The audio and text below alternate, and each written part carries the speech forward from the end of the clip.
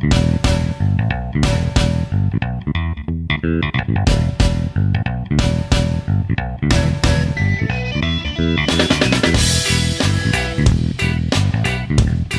boys and girls, and welcome back. It is week 8 of the college football season, and college football is the last thing I want to talk about tonight. Hi, Carla. We're recording the show. Well, hi. We're recording the show. What, an hour after? 1 hour. 1 hour. I got to take this head off. It's a little too warm. It feels like summer. Doesn't feel like October baseball, but it certainly feels like sort of baseball-ish weather. But yes, an hour after the Indians clinched a World Series berth. I am awfully happy about that, and it has kept me from being anywhere near prepared to do a college football show. but that's not really unusual. So we're just going to go ahead and do our best. Well, I was going to say, I said this before we went on the air, and it's one of the rare times I will raise a glass to Cleveland. But okay, thank you. Nice, I appreciate that. I appreciate nice win. This is fun. It's been fun watching them go through the divisional series and roll through Toronto. That was nice. A tough one, regardless of what happens, whether it's the Dodgers or the Cubs. But we'll worry about that next week when it gets started. Yep. In the meantime, there is actually college football to talk about. Did anything from last weekend make an impression on you? Well, I didn't see a lot of action last weekend because I was at bar camp all weekend. Yep. So I was watching on my phone, but I guess the biggest thing was that Clemsoning almost happened. Clemsoning almost, and it should have. Frankly, it absolutely should have happened. NC State had that game won. You kick a chip shot field goal that I've watched like students they drag out of the stands in Columbus between quarters to do one of the silly contest things, and then they kick a 20-yard field goal and they win $1,000.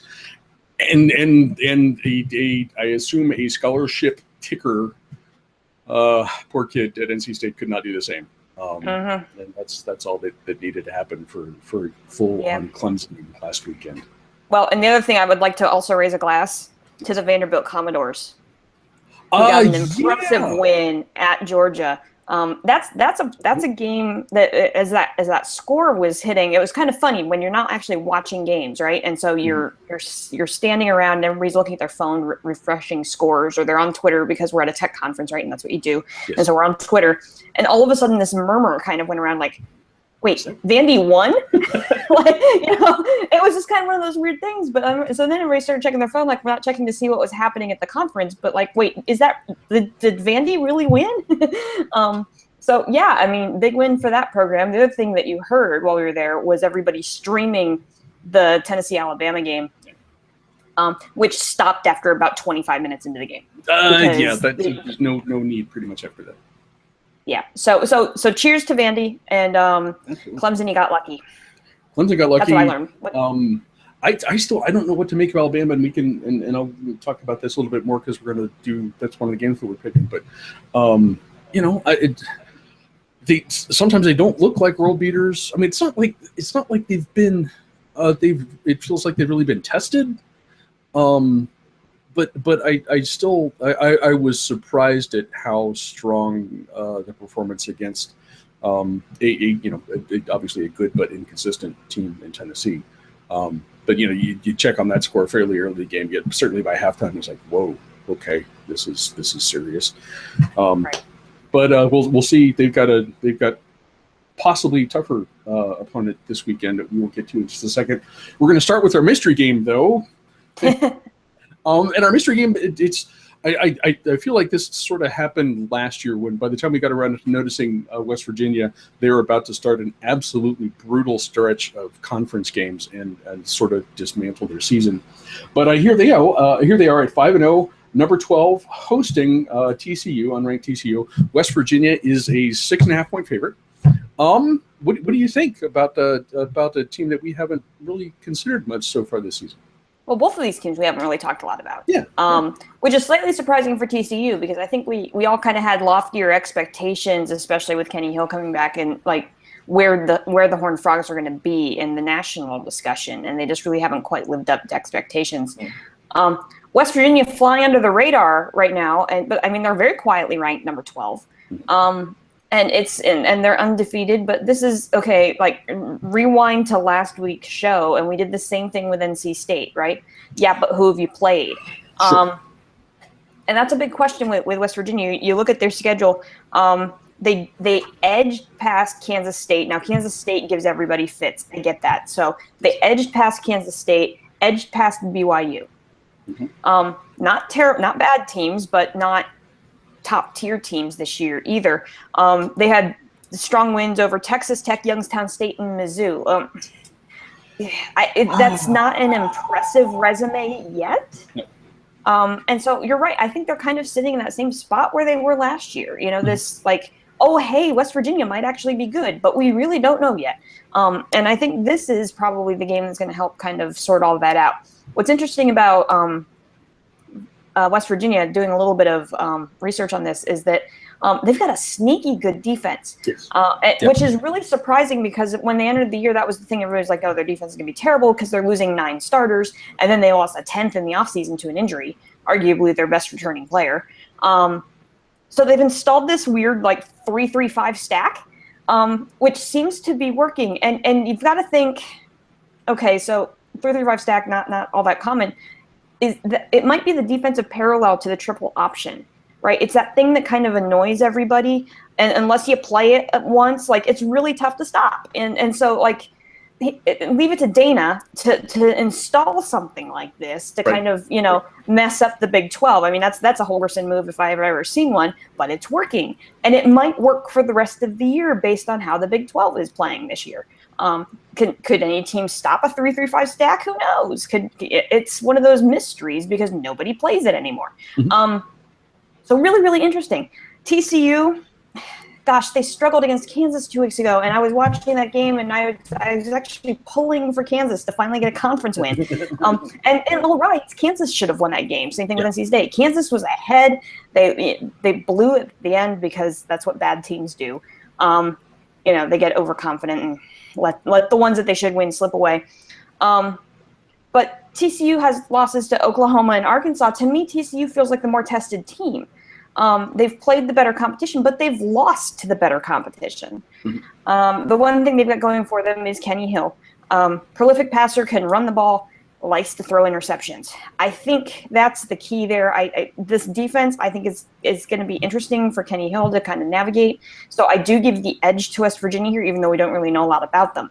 They're playing at home. They've got the defense going up against a quarterback who likes to throw interceptions. To me, that says West Virginia wins. But I could be totally wrong there because we really don't know. Okay, I'm gonna go with the same pick. I think. I mean, you don't think of defense when you think of the Mountaineers, especially not under Dana Trafalgar Horkin.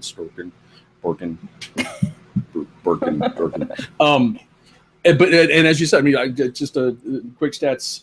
Ranked 25th in scoring defense, and that's a figure that's under 20 points a game. So that is solid, and it's not something that you would expect out of a team from Morgantown. I'm curious, and I mentioned before when we talked about West Virginia last year, just as they were starting the stretch, that it was just awful. And they still have, they still have Baylor to play. They still have a kind of meat of the conference schedule. I think this is just their 3rd conference game at this point. But right now you look at Baylor and you look at WVU, and if either one of those teams wins out, they're undefeated in a Power 5 conference, and hey, maybe you're thinking about a playoff berth. Obviously, that's a long way off, and I'm not sure that we're going to learn how much we're going to learn with a matchup at TCU and West Virginia. But I think that in this case, especially at home, we're going to take West Virginia and make them the pick here. I wish this next game was in College Station because I think it would end up being a lot more interesting. Number 6 A&M at number 1 Alabama. Alabama is an 18-point favorite. After Alabama has looked solid, if not unspectacular, maybe until last weekend, and then it's like, whoa, okay. What do you see happening with this one? So I decided to take a different approach to this one because you look at that line and you look at how good Alabama is. So I went through this whole thing. So I made 2 lists here in my notes. The first list is the reasons why Texas A&M could win this game. Okay. And so looking at why Texas A&M could win, they've had an extra week of prep. They had an off week last week, so that's beneficial when you're going up against the number 1 team in the nation. Mm-hmm. They're 7th in the nation in rushing. Okay. Helpful against against that Alabama defense. 22nd in the nation in scoring defense. We just talked about that with West Virginia. So they're ranked 22nd in scoring defense. And here's the little known fact that for whatever reason in like the pre-game preview stuff that is out there right now, I don't know why anybody hasn't brought this up yet, but Trevor Knight has beaten Alabama. When he was a freshman, he was the starting quarterback in that Sugar Bowl. That's a great point, and that hadn't occurred to me. And in that game, he was 32 of 44 for 348 yards and 4 touchdowns. Okay. So he's beaten Alabama before, and you've got to wonder how much Kevin Sumlin has been trying to milk off of his senior quarterback. Mm-hmm. Now that he's playing for the Aggies, to get some information about maybe the way that they prepped for that game back in 2014. Yep. It's a really interesting thing that's just kind of flying under the radar. This is a quarterback that has beaten Alabama. There aren't too many of them out there anymore. Yep. Over the past 3 years, Bama has 5 total losses. So that's a big deal. And so that experience could play into hand here. But, right, but it's Alabama. And like we said last week, are you going to pick against them? Here's why the Aggies could lose. They're giving up 430 yards per game on defense. Uh-huh. That's a lot. That doesn't bode well for this Bama offense. Alabama only gives up 274 yards per game and just shy of 64 on the ground. They still, their average rushing per game is well under 100 yards still. Again, like you mentioned, the games in Tuscaloosa be a lot more fun in College Station. Playing on the road, Texas A&M struggled with UT, mm-hmm. right? That was that marathon game. And you saw what Bama did to UT last week. Bama's just that good this year. But it will be interesting to see if the Aggies can hang with them mm-hmm. because of the experience that they have on the offensive side of the ball there. But if Bama wins this game, does anybody beat them all year? I mean, this is when you look at the rest of their schedule. I mean, Auburn, it's a rivalry game. Yeah. LSU is a rivalry game, but I don't think either of those teams are as good as what Texas A&M is. No. You got to think maybe the rivalry game could throw something into it, but man, it's going to be if the Aggies don't do it, I'm not sure who beats Bama this year. I mean, if Alabama's going to lose, it's going to be this week or next week, and then there's a shot against Auburn because it is the rivalry game. I actually. And I'm sure we'll talk about this one next week, but just kind of looking at the changes that LSU has been through, and the fact that that's in Baton Rouge, that could be an interesting, that could be a pretty interesting game, and I think probably the last real shot that Alabama would have to lose in the regular season. Mm-hmm. This is possibility because Texas A&M is not. These are not slouches, but you worry about the fact that it's on the road. You worry about the fact that A&M's strength versus Alabama's strength, rushing game versus rushing defense. That does not bode well for the Aggies. It's possible, and I'm trying to grasp it. It's something that isn't really there. But if Alabama's going to lose, it's going to be this week or it's going to be next week. Mm-hmm. And then I don't, especially because this game is a home game for Alabama. I don't see it happening this time. We'll talk about the next one and see what happens then. Game number 3. I will say right off the bat, this is a number 2 Ohio State at unranked Penn State. Ohio State is a 20-point favorite, and that line is ridiculous. I will say that right just to get things started. I've been to the last 2 Ohio State Penn State games in Happy Valley. Both of those were night games, were whiteout games. It is absolutely insane. The atmosphere is incredible, and Ohio State ain't going to win by 20 points. We'll just start there.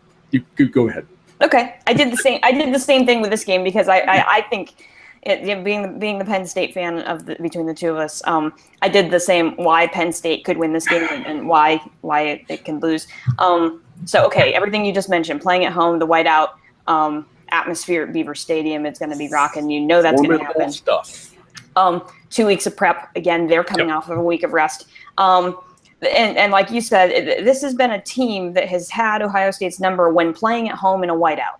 On the road at the Shoe, nope. But at home in Beaver Stadium in a whiteout, for whatever reason, they've been in tight games. I remember the game 2 years ago when that game went to double overtime, because I was watching it with my dad, and we were going nuts, right?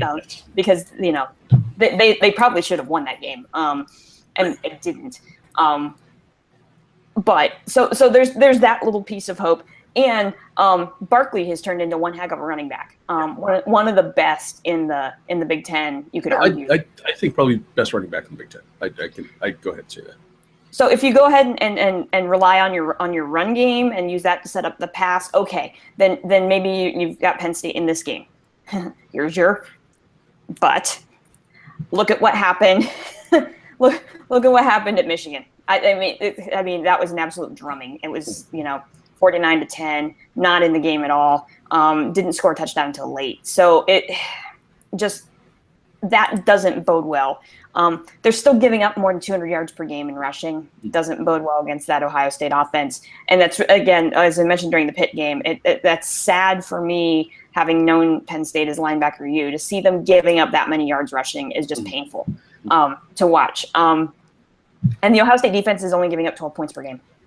I mean, it's close to 13. It's like 12.8 or something like that. But still, I mean, they're not giving up very many points. The offense is clicking. I think you're right. I think the line is too high. But I think this will feel like, and the score might not show it, but I think this is going to feel like Ohio State is in control from start to finish in this game. Unfortunately, I wish I could say that Penn State would be in it. I think maybe a couple fluke plays, couple of run breaks, keeps them in the game early, makes everybody a little bit nervous who's wearing red in a whiteout. But I just don't see it. I hope they keep it closer than the Michigan game, just so that it's entertaining. But I don't think Ohio State. I don't want to say I don't think Ohio State needs to worry, but at the same time, I don't think this is going to be a nail biter at the end. Unfortunately, I wish it was. I would love to have a nail biter at the end, because that when you're an underdog like that, that's what you hope for. But no, Ohio State's going to win this game. It's funny. I was tweeting with our friend AJ, who I'm sure will be a guest at some point again this season. And he mentioned the thing right after winning the Wisconsin game last weekend. He's like, "Oh, right, we have the whiteout game next. Great." And it's another opportunity. I think you got a look at some of Ohio State's youth on the road at Wisconsin a week ago. That was the first time where it really felt not like they were overmatched, but you got the sense that, like, especially during the first half, that some of the youngsters on the team were kind of scrambling a little bit to find their footing and can bring things back into control. And it took the effort from a really good and really experienced quarterback to kind of, especially the offensive side, to make that work. And there's potential for that to happen again in an atmosphere like they're going to have on Saturday. However, I think the experience, this is the third kind of big time road game that this team will have had. Second one in the conference, second week in a row. So maybe that's less of a factor this time. Something that does work in Penn State's favor, and this could change from Wednesday night when we're taping this until game time. But it did seem like there's a chance that Penn State could get 1, 2, or 3 of its starting linebackers back in lineup for the first time in a while. That will help run game or run defense, which is we talked about strength on strength for the last game. I mean, Ohio State's running game, from the quarterback, H-back, tailback, everything that Urban can do against Penn State's run defense, that would be a real problem for the Lions. So that could help some. I think this is going to feel initially. I'm expecting this to feel a little bit like last weekend's Wisconsin game. There's going to be some stuff early in the game that's going to go well for Penn State, and we'll see how the Ohio State's youngsters rebound. I don't think this would go to overtime, but I don't expect it to be, as I said, a 20-point line. I think is ridiculous. A 2-touchdown win, possibly 10 points, probably more likely. And it may be that this is just kind of a grinded out sort of ugly thing that only Big Ten fans could love. And it could be that, as you said, that this is something that the game that Ohio State could end up controlling through much of the night. But again, I don't see a blowout this time. And it'll be another good game for the rivalry, and then we start the World Series on Tuesday. and actually, well, we're just going to go ahead and say right now, probably not taping on Tuesday night. Probably not going to. We'll do maybe Wednesday. We'll see what the schedule is. Okay, so. We'll check the World Series schedule. We will not compete with your World Series. I got it. And so in the meantime, we're going to enjoy some football, and then we're going to enjoy some baseball, and I'm going to enjoy some hockey because my Penguins are coming to town this weekend. Nice, excellent. Okay, I typically don't pay attention to hockey until after college football season's over, so I will let you cheer for the Penguins for me. It's weird. They come to town super early now, since they redid all the divisions and everything. Yeah. They come to town in like October every year now, so okay. It's nice that we get them twice, a home and home. Yeah. But the game in Nashville is always in October, and usually that's a problem, because football season. But this year it might not be, although tickets are outrageous. So we're fingers crossed that we can find some tickets that we can afford to actually get into the arena on Saturday night. Otherwise, I might just be hanging out with several thousand of my closest friends on Lower Broadway wearing my Penn Stanley Cup gear. Yeah. Okay. That would work too. Okay, guys. I tell you what. I think that's all we have for this week. Thank you very much for watching, Carla. Thank you.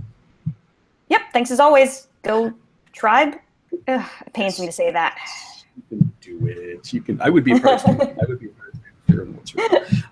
Unless they were playing the Indians, and that's my baseball dream. They have the Turnpike Series. Everybody else in the entire country would just not watch. And Pennsylvania and Ohio would be absolutely delirious. I think that would be the greatest thing ever. But a guy can dream, right? Yep. Okay, guys. Thanks again. We will talk to you next week.